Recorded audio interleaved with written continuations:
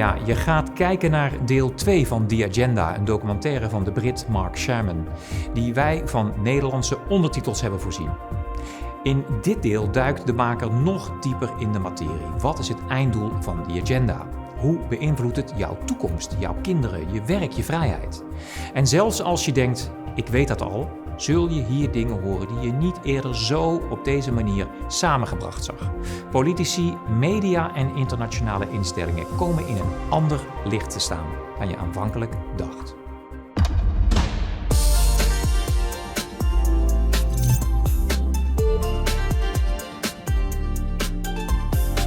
With the rise of brain-computer interfaces and biometric sensors and so forth, all the bodies, all the brains would be connected together to a network, and you won't be able to survive if you're disconnected from the net.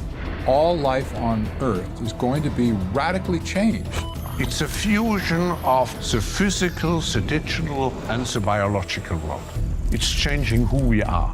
These people have gotten to the point now where they are openly anti-human. Everything will be monitored. The environmental consequences of every human action. They cannot happen without digital ID. Once the digital ID is in place, it's game over for humanity.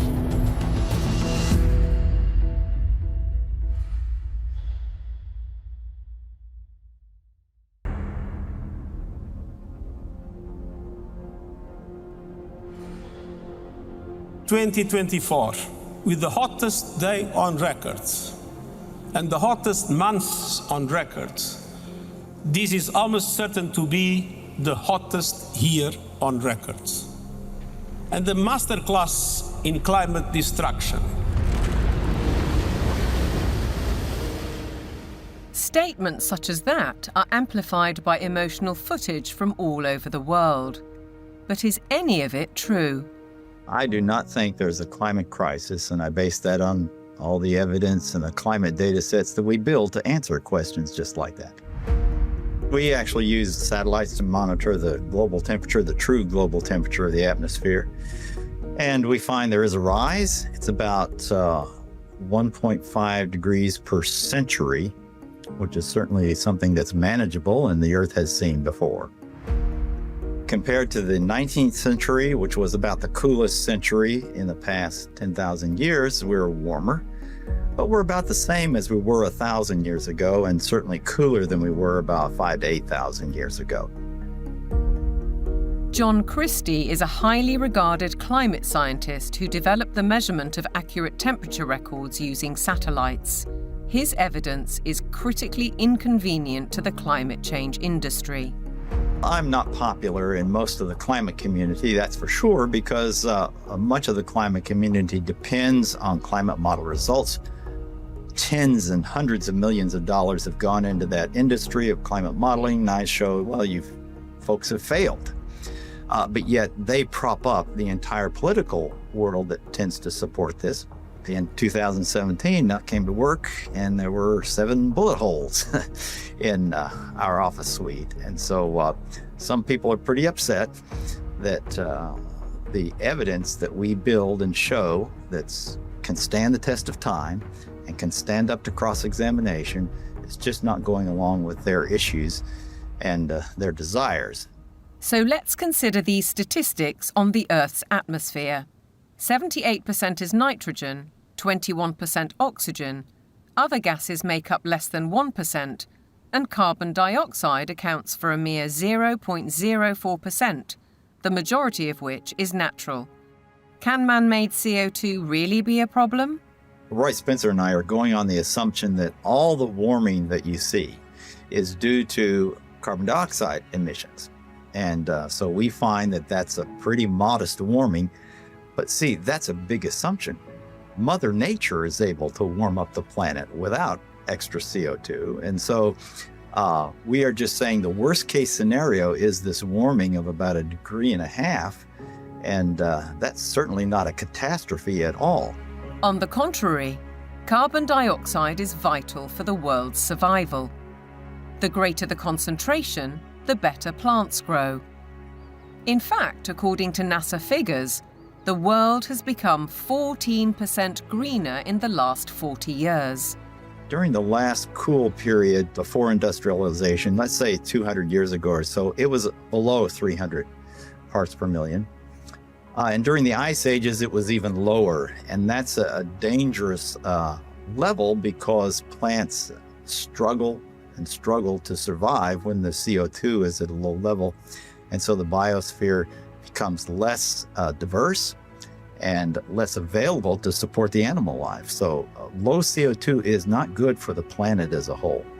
Where is the logic then behind the UK's decision to spend £22 billion on facilities to capture carbon? The greatest controversy of all revolves around readings from ice cores. CO2 levels can be measured in bubbles of air trapped in ice thousands of years ago. By aligning this to temperatures, scientists have argued that carbon dioxide is the cause of global warming. However, closer inspection leads to the opposite conclusion. Once the temperature starts to rise, you will see the carbon dioxide rise about 500 to 1,000 years after. So the CO2 actually lags the temperature changes. But what of the extreme weather events, which are increasing and driven by climate change, according to everyone from the top of the United Nations down? Professor Christie says there is no data to support those claims. And what we find is that virtually every one of these claims is false. The extremes are not increasing. Hurricanes are not increasing in intensity or frequency. Same with tornadoes or thunderstorms or floods or droughts. It's just going along like it always has with the natural variability. Why aren't we looking at the surface data sets that are constantly adjusted upwards? Why aren't we looking at the 40.3 record at Conisbee, which the Met Office is very proud of, on July the 19th in 2022? And when we did a freedom of information request at the Daily Sceptic, we found that there were 3 Typhoon jets landing on a runway next to the measuring device, because Conisbee, as they call it, is actually RAF Conisbee. It's a military airport. The temperature lasted for 60 seconds. Sticking a thermometer up the backside of a jet aircraft is not probably scientifically the best place that you can sort of determine temperature measurement, particularly when you then morph it into a global database, which the Met Office has, and then tell dear old Antonio Gutierrez that the globe is boiling. The whole thing is junk. How we came to the point where we think that we're going to prevent bad weather from happening by eliminating fossil fuels is just about the most nonsensical, illogical thing that I can imagine. And the whole world is caught up in this nonsense. So how did the carbon story take hold? Meet the man who invented climate change, according to The Telegraph. His name? Maurice Strong, an oil tycoon, a Rockefeller associate, and a man with an extraordinary talent for moving between high finance, politics, and the United Nations. Strong was a member of the highly influential Club of Rome, an institution formed in 1968 at a Rockefeller property on Lake Como in Italy. A group of scientists, academics, and industrialists discussed what they saw as an urgent crisis: the impact of human activity on the planet. I don't think we can sustain current growth trends much beyond, say, the lives of children who are being born today. To prove the thesis, they commissioned computer modeling at the Massachusetts Institute of Technology. This research laid the foundations for an agenda that's persisted for over 50 years. Cut use of autos, use less electric power, have fewer children, limit growth. All of this was fueling this ideology that there's too many people on the planet, there's not enough resources, and that something has to be done. The natural world in which man lives and on which he depends is indeed deteriorating, is being destroyed in many instances at a rate that is accelerating and that can only continue to accelerate unless we begin to control the activities that are having this destructive impact. In 1975, the Club of Rome published a second report, Mankind at the Turning Point. The lead quotation was telling. The world has cancer, and the cancer is man. The report concluded, the solution of these crises can be developed only in a global context with full and explicit recognition of the emerging world system, a new world economic order, and a global resources allocation system. In other words, technocracy, top-down control of everything, including populations. But if that was the solution, a worldwide problem was required. Climate change provided the answer, as admitted in a later Club of Rome document. This is the quote from page 115. In searching for a new enemy to unite us, we came up with the idea that pollution, the threat of global warming, water shortages, famine, and the like would fit the bill. All these dangers are caused by human intervention, and it is only through changed attitudes and behaviour that they can be overcome. The real enemy, then, is humanity itself.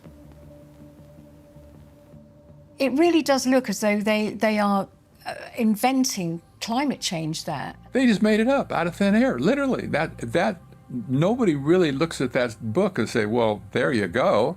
It's not, this has nothing to do with science whatsoever. They just made it up. Interestingly, in 1988, Maurice Strong had been instrumental in establishing the IPCC, the mainly political entity which endorsed a thesis by a small group of scientists that industrial carbon dioxide was driving climate change, and the IPCC has been locked into that theory ever since. Maurice Strong's masterstroke came in 1992, when as Secretary-General of the UN's Earth Summit in Brazil, he saw 179 nations commit to a World Action Plan, Agenda 21. We have been the most successful species ever. We are now a species out of control. Nobody would question the need for a cleaner environment and the protection of nature, and Strong's legacy lives on through the Kyoto Protocol, the Paris Accord, the current Agenda 2030, and the worldwide push for carbon net zero. But there are questions on his motives and his connections. He was behind the first financial carbon market and a founding director of the World Economic Forum. Surely a conflict of interests, with his involvement in the IPCC. A skeptic might ask why nearly all research grants in almost 40 years have gone on developing IPCC carbon dioxide theories, while anyone who raises questions is ridiculed, cancelled, or has their career stalled. Funding for someone who wants to determine the natural variability of the climate system as an explanation for what has happened is just not there. I mean, the government is very clear that they want a catastrophic story. There is no single science paper that proves conclusively that humans control all or most of the global climate. If there was, you wouldn't hear the last of it. Instead, we get this call to authority to the IPCC, the United Nations Panel on Climate Change. Many more scientists and academics are speaking out against the IPCC.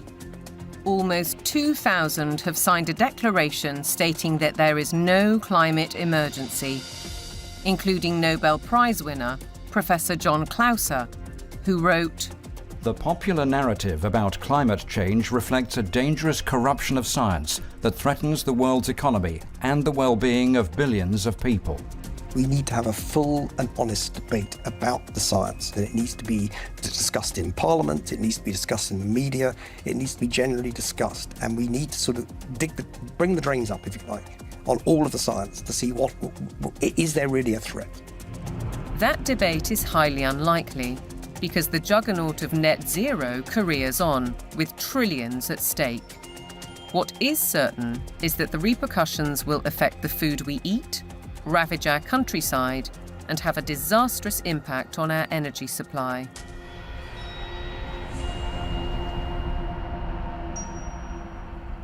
If you cannot set a credible course for net zero, with 2025 and 2030 targets covering all your operations, you should not be in business.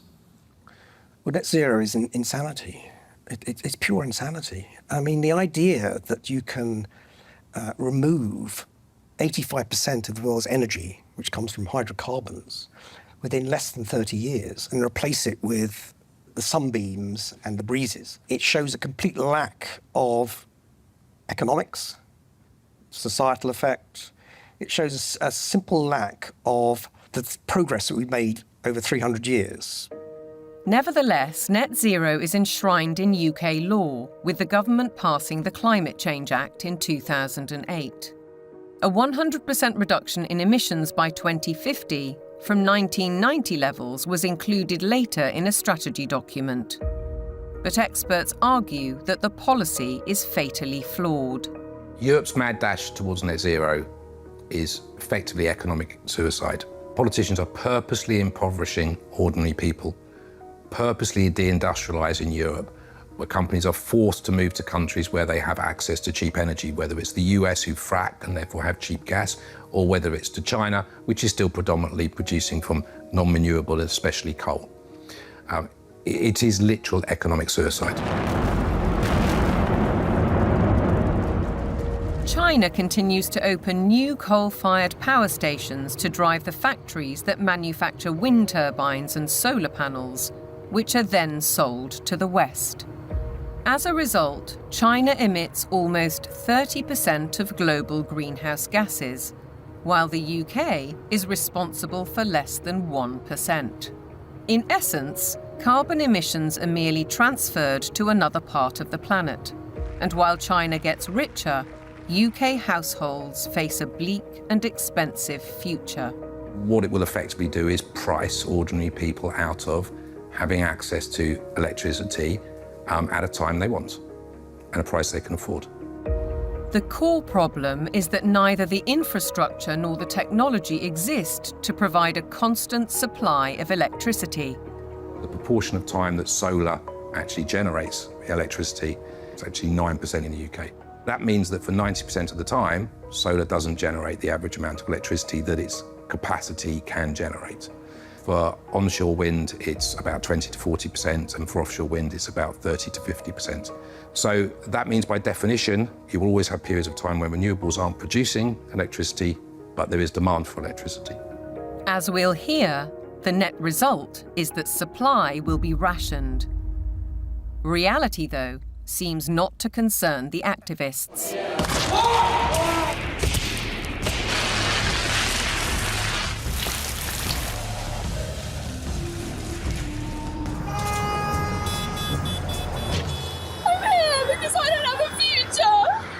I look at some of these hysterical youngsters and some of the hysterical oldsters as well, screaming about the climate is collapsing and all that sort of thing. And you think you haven't got a clue what would happen if you removed hydrocarbons. You haven't got a clue. You'd be back in service, like probably your ancestors were.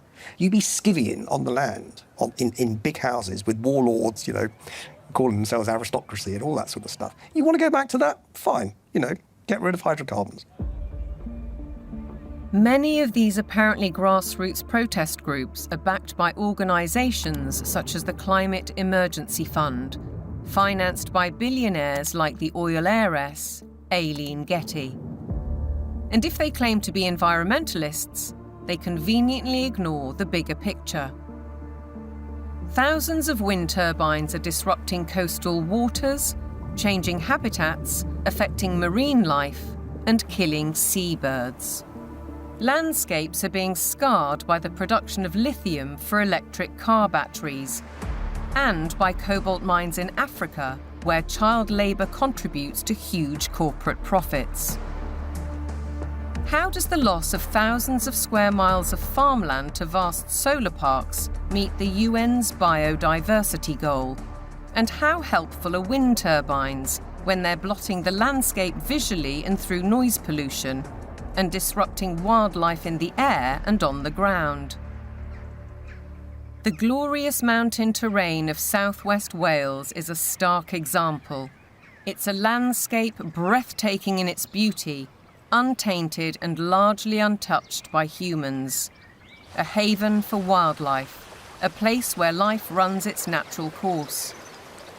Yet this is what's planned: mega turbines designed for offshore, reaching 700 feet into the air and dwarfing the hilltop forests.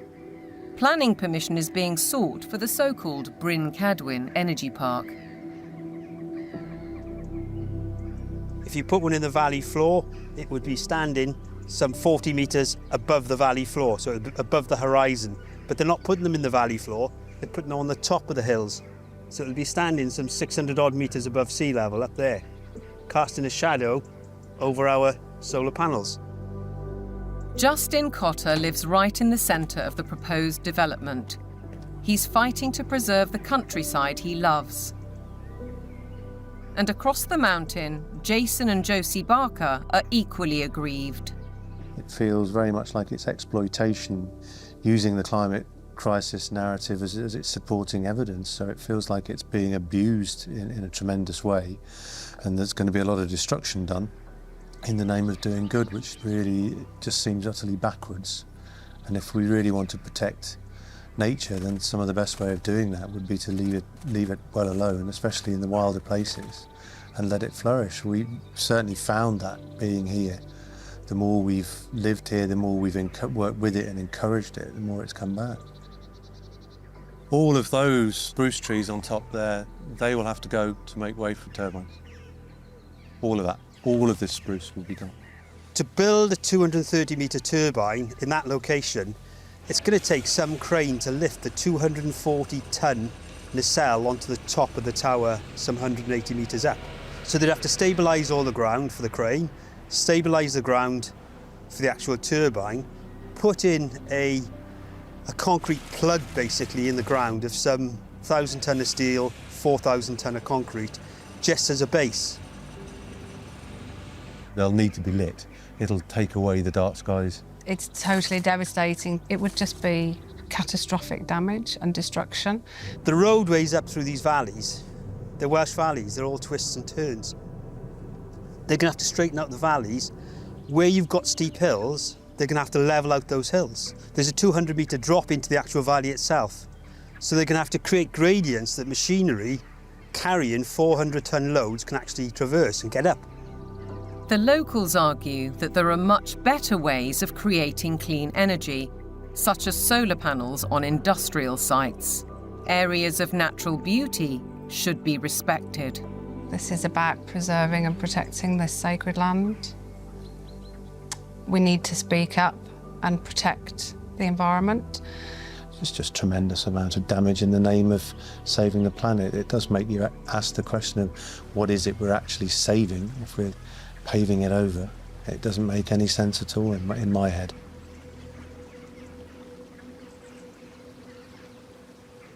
The proliferation of turbines and solar panels certainly seems at odds with protecting biodiversity, and experts argue that the economics simply don't add up.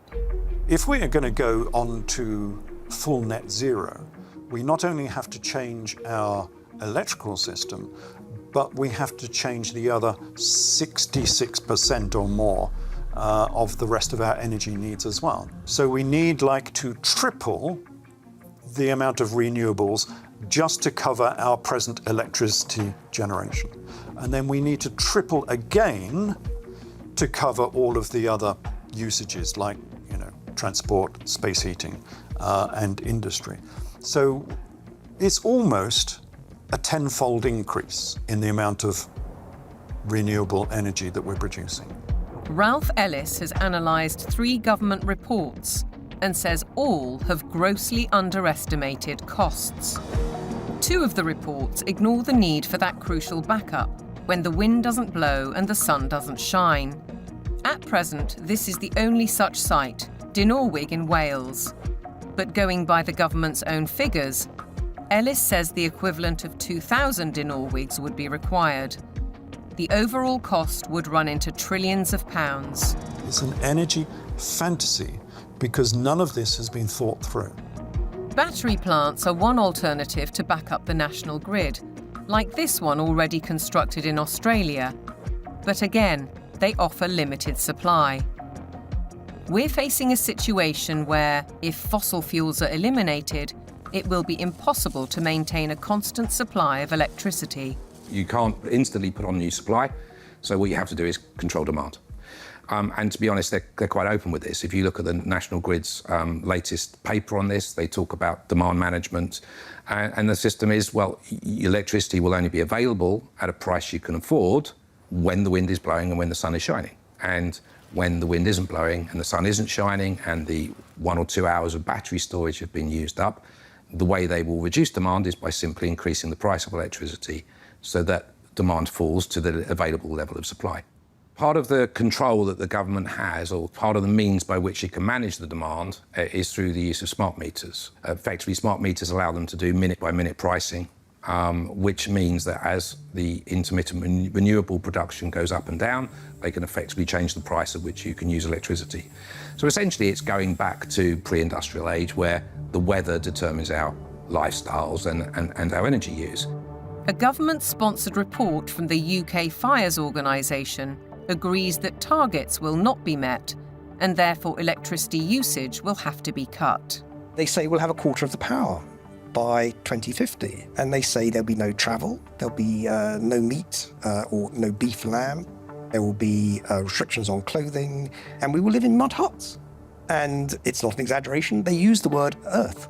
The United Nations use the word bamboo, impacted earth, soil detritus. This is what they're writing. But what of the claim that renewable energy will be cheaper? Not so, says Derek Bertelsen. We can also look at the accounts of these renewable energy companies.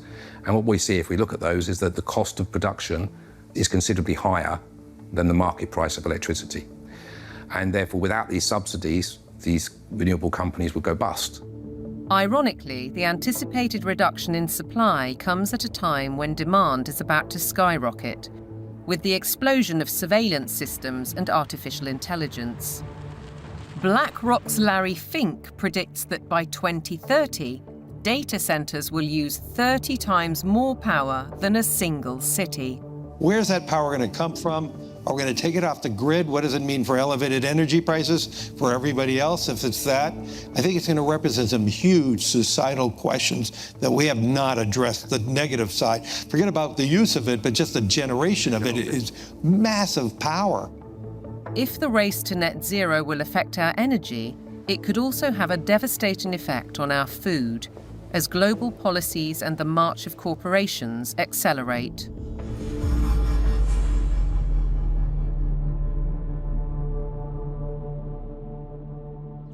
Farming has been at the heart of our lives for generations. But to the climate change advocates, suddenly it's a threat. A lot of people have no clue that agriculture contributes about 33% of all the emissions of the world. You just can't continue to both warm the planet while also expecting to feed it. Doesn't work. One thing John Kerry didn't mention was that farming and agriculture contributes 100% of the food that we need to eat. So that's a little kind of an important detail that he ought to have mentioned. And I think what we're dealing with here is actually a global war on agriculture. I believe they are demolishing our food infrastructure, partly to cause a crisis, right? And I guarantee you, mark my words, we're going to be in a food crisis and they're going to say it's climate change. I wouldn't say it's about saving the planet, no. I would say it's about land grab and about profiteering and corporatization of our food sector. It's basically the pharmaceutical industry taking over the food supply. If I can switch everybody from real food to pharma food, then 100% of the agriculture industry can go through my publicly traded stocks, and I have complete control. So the idea is we get rid of farmers, we kill any naturally grown food, and we engineer food in manufacturing plants and laboratories. But I assure you that those guys are not eating this. Bill Gates is one of the familiar corporate faces, and he's investing heavily in the food revolution under the guise of avoiding climate disaster. Cows alone account for about 6% of global emissions. So we need to change cows. And while he talks up the perceived problem, Gates is pouring money into the supposed solution: artificial meat and genetically modified crops. Crucially, anything that is invented or altered can be patented. The core of his agenda is he wants to do in agriculture and pharmaceuticals, by the way, what he did in the computer world. True power, massive, incalculable wealth comes from owning intellectual property and then monopolizing it. They want to make it so that every single organism that is used for food is ultimately under their control, either through the 3D printing or through this genetic manipulation. So we're moving now very rapidly toward this totally centralized food system where a tiny handful of corporate interests in bed with totalitarian government will dominate the food supply so that there is only a giant public-private partnership with total control of all food, all energy, and I believe water will be next. While the global machinations continue, thousands of farmers fear for their livelihoods. And the new UK government's first budget has multiplied those fears. By reducing relief on inheritance tax, they're penalising those who would want to pass their farms to sons or daughters. The National Farmers Union described it as a disastrous budget for family farms that would snatch away the next generation's ability to carry on producing British food and see farmers forced to sell land to pay the tax. For Kelly Seaton, concern goes well beyond her family farm in Cheshire. It makes me feel incredibly sad that the dairy and meat industry is so vilified. You will never find anything as nutritionally complete as milk and meat. The food that is going to replace milk, meat, and all of the other products that we produce in this country is going to be very nutritionally lacking. They will starve us from nutrients, and then the pharmaceutical companies will probably pick up the slack on that, all of which create a profiteering circle. No Farmers, No Food was set up to campaign against untenable net zero and climate change policies. Farmers, says Kelly, are being dealt a deeply unfair hand. When cows are blamed for climate change, it does make you question everything. And I think this is where a lot of farmers are waking up to the fact that there's a lot of lies being told to us. The problem with the current carbon system is that a lot of big corporations are offsetting their carbon. So most dairy producers now especially, but other farmers as well, are having to record their carbon footprint on systems that aren't fit for purpose. They are woo-woo figures pulled from the sky, quite frankly, and then the big corporations are using that data to offset their carbon so that they can look better, again, at the same time as beating us with a stick and saying that we're the ones killing the planet with these girls. The methane emitted by cows' digestive system is part of the argument against them, but Kelly says that's just hot air.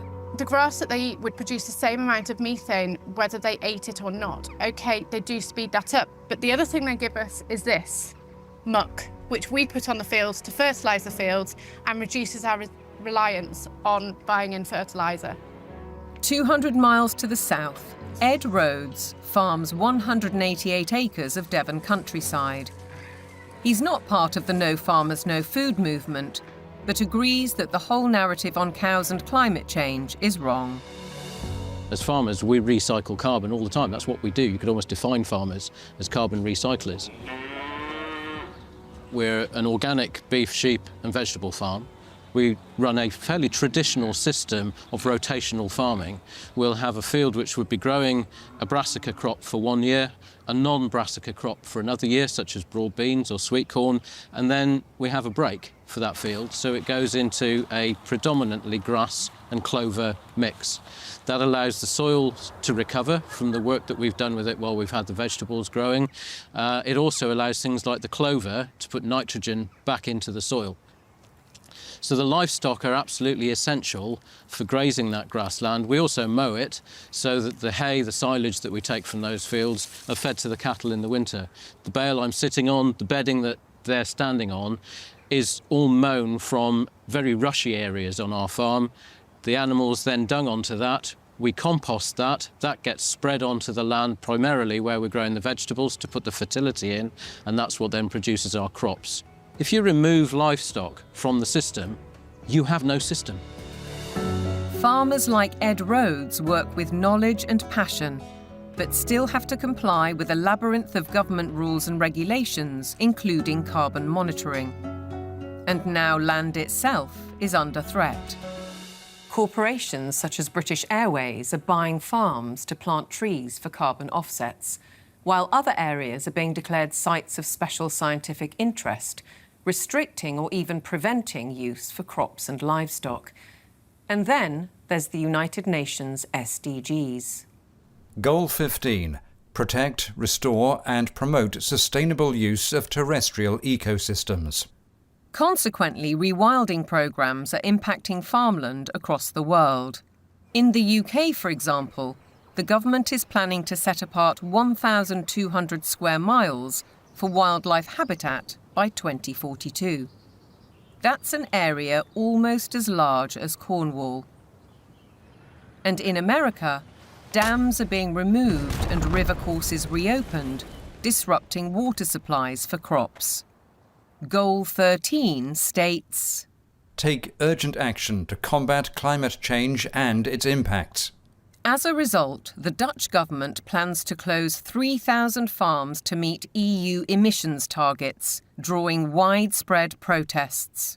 And in Denmark, farmers face paying £80 for every cow they own in a world-first tax on meat. Goal 7. Ensure access to affordable, reliable, sustainable and modern energy for all. One result: cultivated land is disappearing under vast solar parks. How does this square with the UN's biodiversity goals or even ending hunger? Maybe they're questions for Ed Miliband, the UK's Secretary of State for Energy Security and Net Zero. He's cleared the way for a huge solar park on prime farmland in East Anglia, an area big enough to site 1,745 football pitches.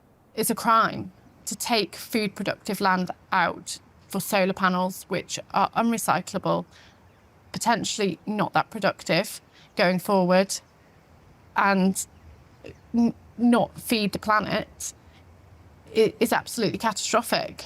We've gone from being 78% self-sufficient in 1984 to now less than 60% self-sufficient. I think it's about 54%, which I think is set to fall even further this year. On top of all that, British farmers are being paid not to produce food under schemes like the Sustainable Farming Incentive. Kelly Seaton understands that many farmers accept the money to balance their books, but has this warning. When you look at how many farms are selling up, how many arable farms are struggling, we're walking into food shortages, and I think we're going to end up eating more processed food, maybe lab-grown meat, and I think that's part of the plan. The squeeze on farming is self-evident. Our supply of natural food is under very real threat, just as the WEF predicted. Worse than that, Catherine Austin Fitz says that with programmable currency, you wouldn't have a choice. No one in their right mind would ever eat this stuff. But the reality is, once they have control of your transactions, they can dictate what food you can and cannot buy. If they want you to buy pizza made with insect-based flour, that's what you're going to get.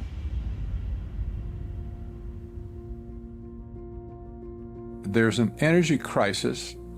Even though there is an abundance of energy, there's a food crisis, even though there's plenty of food to feed the world. There's a water crisis, even though 70% of the Earth's surface is covered with it. There's an air crisis where CO2 is declared the enemy of mankind, even though it's necessary for life to exist on Earth. There's a resource crisis, even though there are abundant resources to support everyone. What's with us here, you know? Who created all these crises? They did it. Just as clear as the nose on my face. It's all been a sham. All the essential things of life, they've been declared to be scarce, because things that are scarce you can control.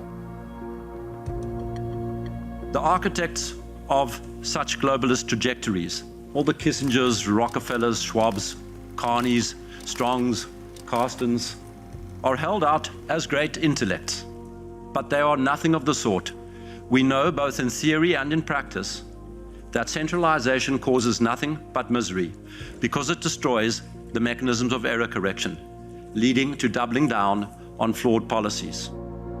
And yet the creed of global dominance continues apace.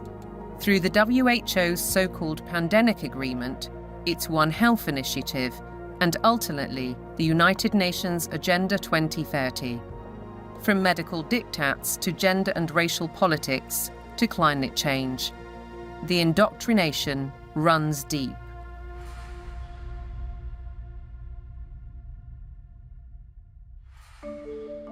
Local councils have been sucked in by the tentacles of global power, encouraging them to spend vast amounts of time and taxpayers' money on climate schemes, without challenging the rationale. Local councils have taken these actions because they are part of or lobbied by a network of green organisations throughout the United Kingdom. For example, UK 100, there's also C40 Cities, and there's the Global Covenant of Mayors. And these organisations require local authorities to sign pledges that say they're going to ban cars from streets, we're going to make people vegetarian, and we're going to restrict certain forms of trade faster than is required by national government. They've been able to do this because democratic engagement at the local level is so weak. The voters' decisions are completely outweighed by the influence of the green blob, essentially. One organisation, Climate Emergency UK, has introduced scorecards, a league table to compare the progress of councils. It brings both pressure and opportunity. Environmentalism creates the idea that a local councillor is a planet saver. And of course, there are organisations that, like the UK 100, that are going to flatter people in that position. They're going to indulge those people and say how important they are, whereas most of the rest of the public are going to probably see them and say, what the hell are you doing? Ben Pyle emphasises that such organisations are not grassroots initiatives.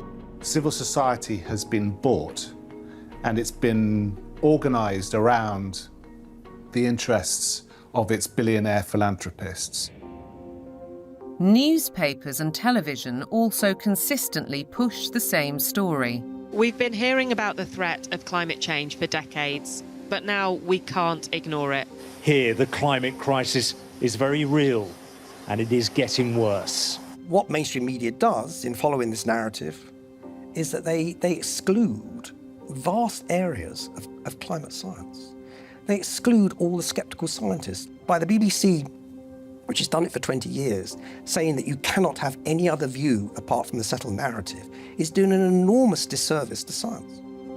Journalists and broadcasters are schooled in the carbon doctrine by organisations such as the Carbon Literacy Project, which claims to have trained 1,000 BBC employees.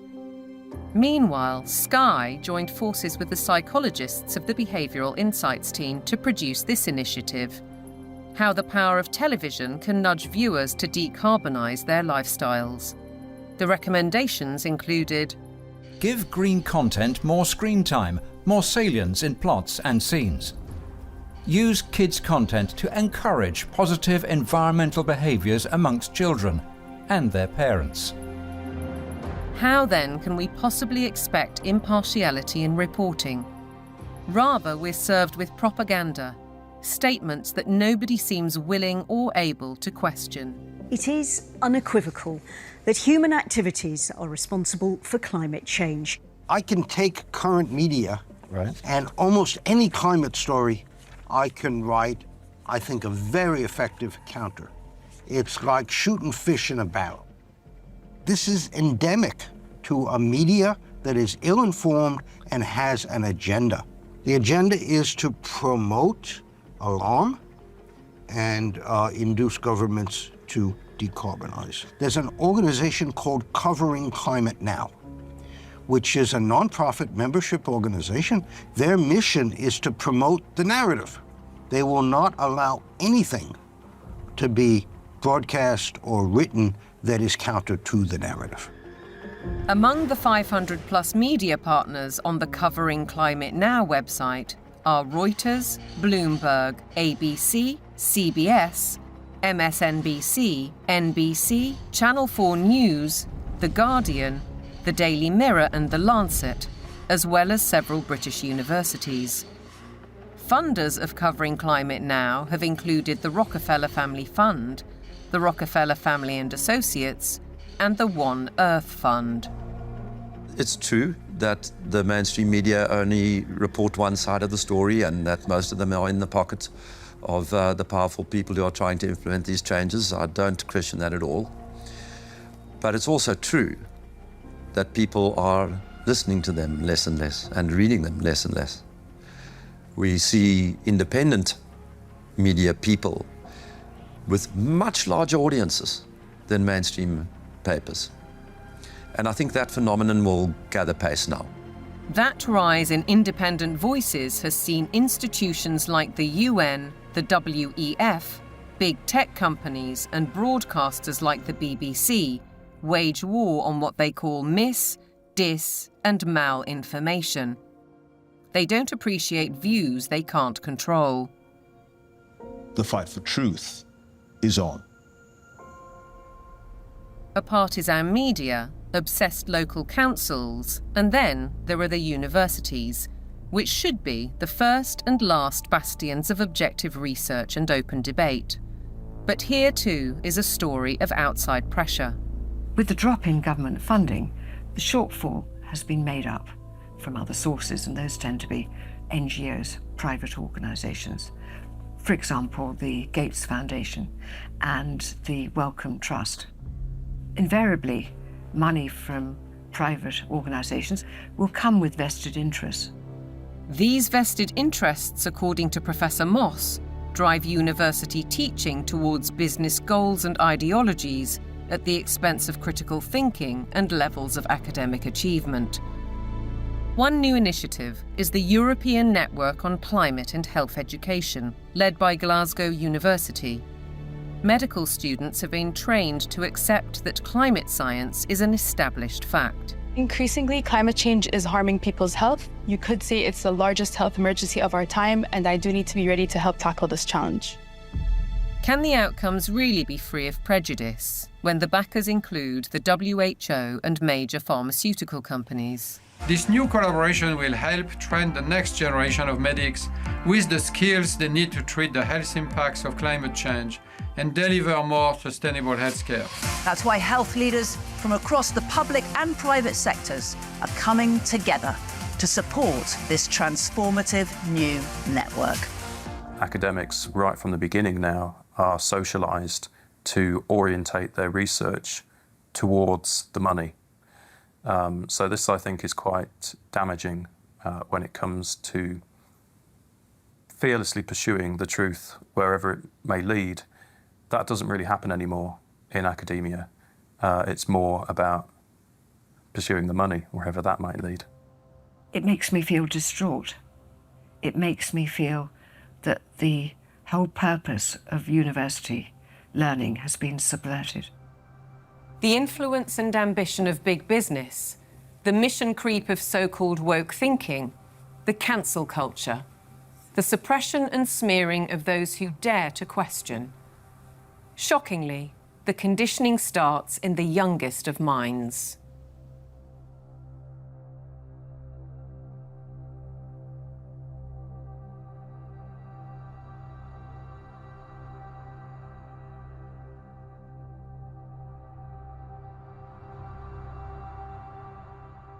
All aboard for global goals! This year, Thomas and his friends have teamed up with the United Nations. The world of young children is supposed to be one of innocence and joy, but it's been permeated by the global ideologies of the United Nations. If you go to goal number 4, it deals exclusively with education. And when you think education, recognize they're talking about indoctrination. The Sustainable Development Goals.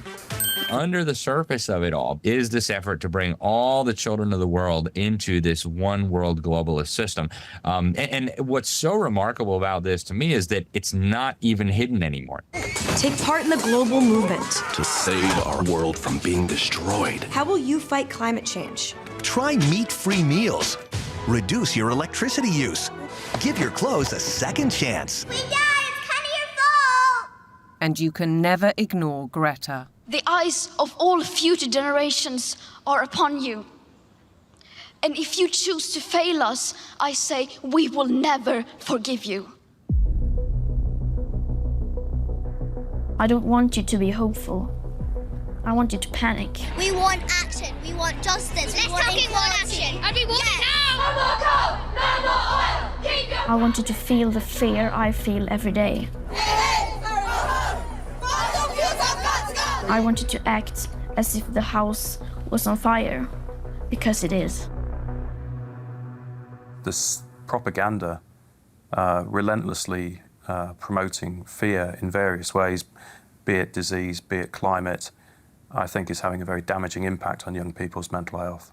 The disasters that continue increasingly to afflict the natural world have one element that connects them all: the unprecedented increase in the number of human beings on the planet. We're asking children to believe they are a scourge on the planet. I have a problem with children believing they shouldn't be here from the off. How are we ever going to encourage them to have strong mental health and emotional well-being if they believe that their birth is a disaster for the planet? That's not encouraging them to be productive citizens who are making an active contribution to society if they've got to apologise for their very existence. I think it's very dangerous, and I think we need to reverse that as soon as possible. The indoctrination of children is further evidenced across their learning. Objectivity and freedom of thought are being stifled by the persistent pushing of agendas. I undertook a study of secondary school textbooks to see what children are being taught. And what I found was extremely shocking.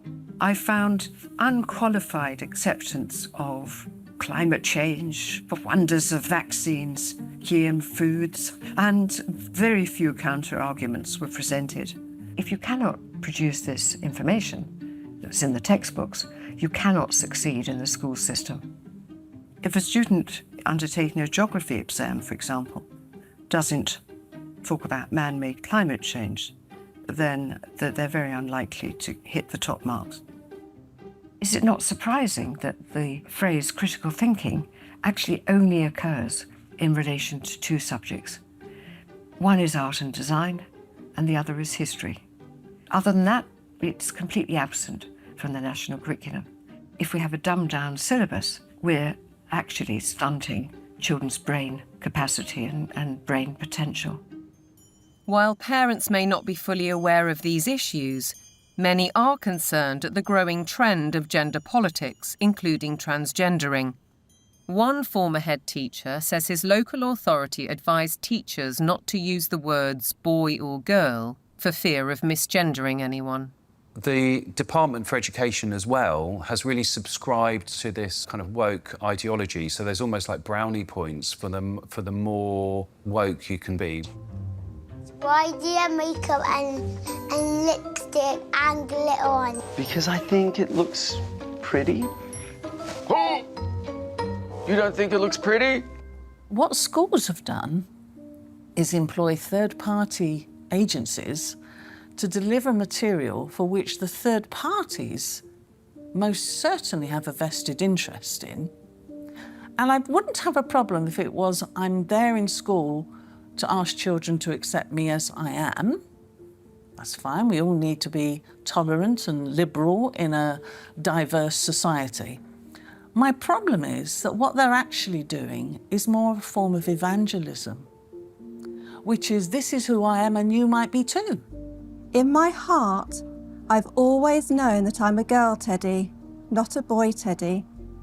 I wish my name was Tilly, not Thomas. Language carries so many meanings and messages, And if schools are encouraging social transitioning, that's not a neutral act. That's a significantly impactful act.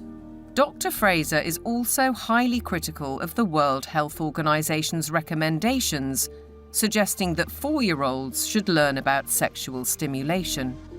It's harmful. They don't need to know it.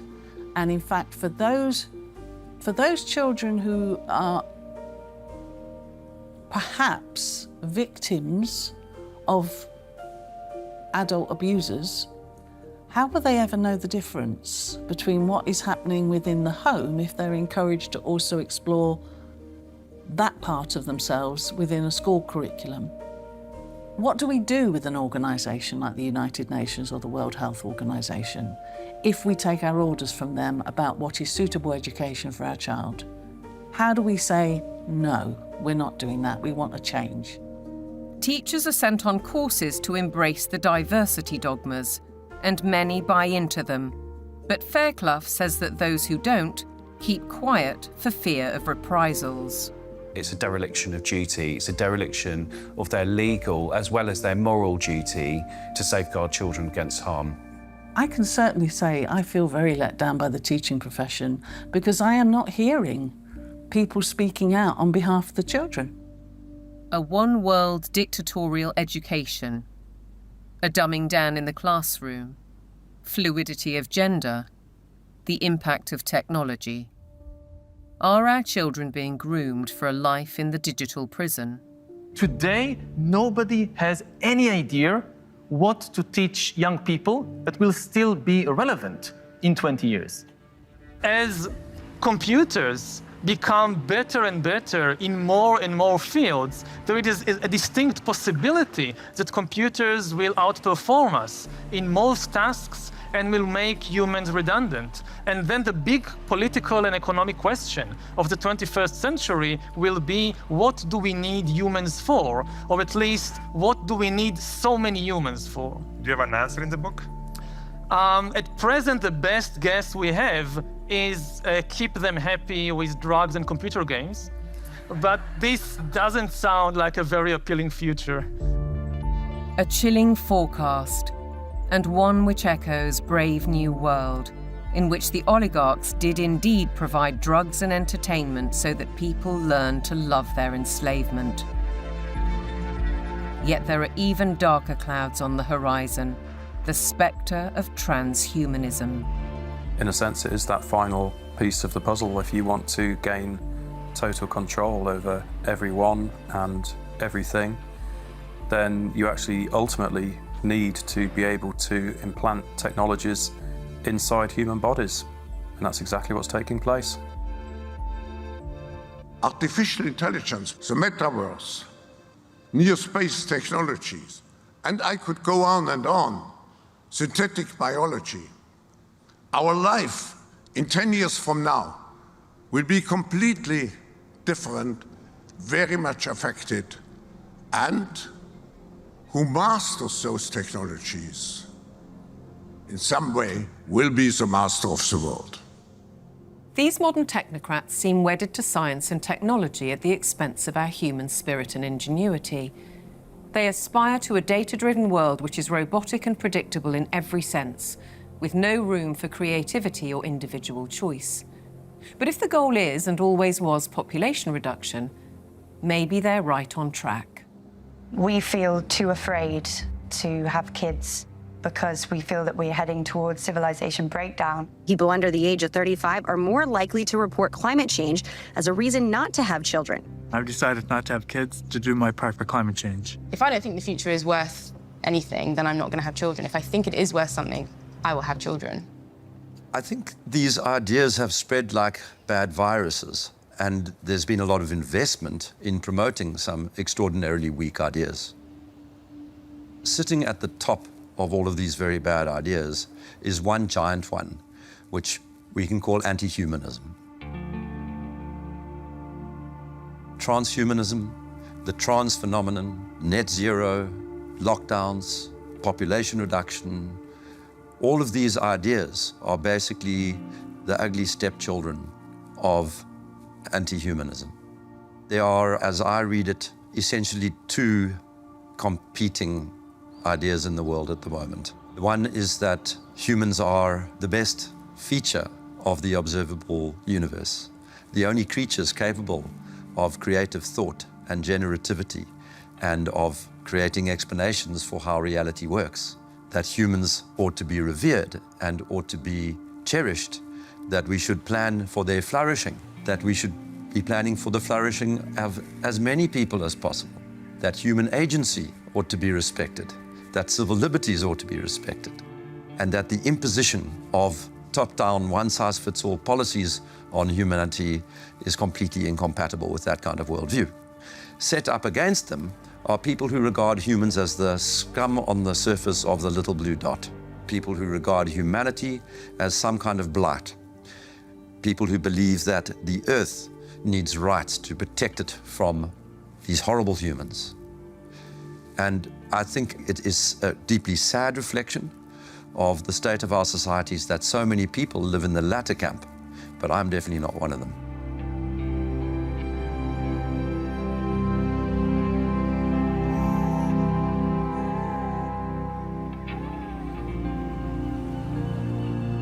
We can all stand up to tyranny.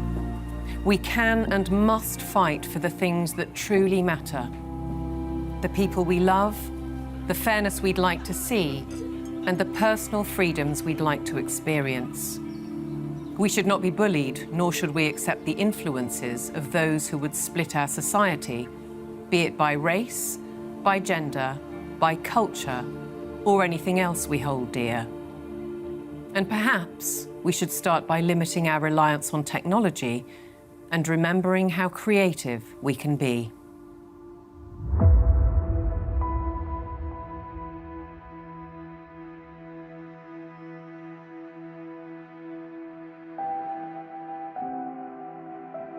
Once you've seen it, you can't unsee it. You can't go backwards. So what that means is that over time, more and more people are starting to see this now. The powers that be have no choice but to keep pushing forward for their global technocracy. They're the ones who are attempting the controlled demolition of liberal democracy. They have only one route they can go, and they are tobogganing towards disaster. On the other side, we the people have no choice but to fight back against all of this. I don't expect that we're going to just be able to tell the truth indefinitely without consequences, but we must continue to do it. We must, for the sake of our children, for the sake of humanity, for the sake of generations yet unborn. We have no option but to stand against this evil. If you look at where this thing is going, I'm not going there, okay? And whether God takes me out or the leadership takes me out, I don't care. I'm not going there. And the only way we cannot go there is if we can find a better pathway. And the only way we're going to find a better pathway is with transparency. If I want to live as a virtuous human being, I need to live amongst people that are free. And if one understands that one mustn't live on their knees, even if you have to die on your feet, you must share truth, because truth is the weapon for free people.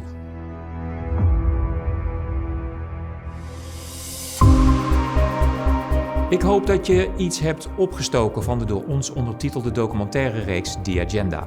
Ik vond het belangrijk dit met je te delen. En vond jij het ook interessant en belangrijk? Deel het dan met zoveel mogelijk mensen. Want dit gaat over jouw toekomst, jouw kinderen, je werk en je vrijheid. Door de olievlek te verspreiden kunnen we het collectief in beweging krijgen en het licht laten schijnen op dat wat gezien moet worden. En dat is precies onze missie.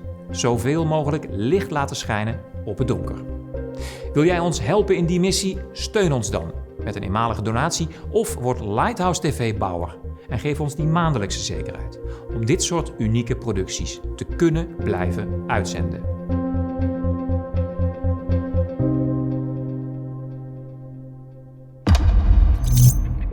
Het gaat goed met Lighthouse TV en ik ben ontzettend dankbaar voor al jullie steun. We bouwen, we groeien, maar er zijn ook uitdagingen. Zoals het werven van voldoende donateurs voor de maandelijkse kosten. En daarom introduceren we vanaf augustus een gesponsord programmamodel. Er verandert inhoudelijk helemaal niets aan onze programma's, maar sponsoren zullen hier en daar zichtbaar zijn. Waardoor we extra inkomsten kunnen genereren. Langzaam op eigen benen staan, want dat is wat we willen. Een gezonde organisatie worden die kan doorgroeien en concurreren met de grote media-outlets, zodat we nog meer impact kunnen maken met kritische journalistiek en waarheidsvinding. Ik ben daarom op zoek naar ondernemers die interesse hebben om de uitzendingen van Lighthouse TV te sponsoren. Met uitingen in de nieuwsbrief, de website, maar ook het programma zelf. Dus ben jij een ondernemer die het belangrijk vindt wat wij doen? Wil je adverteren in onze doelgroep, waarbij we maandelijks bijna 1 miljoen mensen bereiken? Neem dan snel contact met me op. Flavio@lighthousetv.nl